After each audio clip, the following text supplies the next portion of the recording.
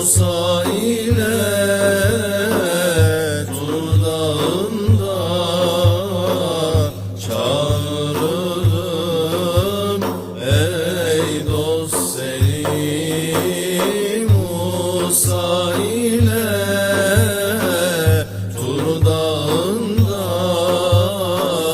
çağırırım ey dost seni.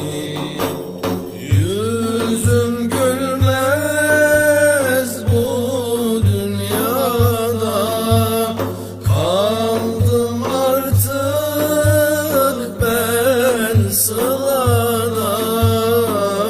Hüseyin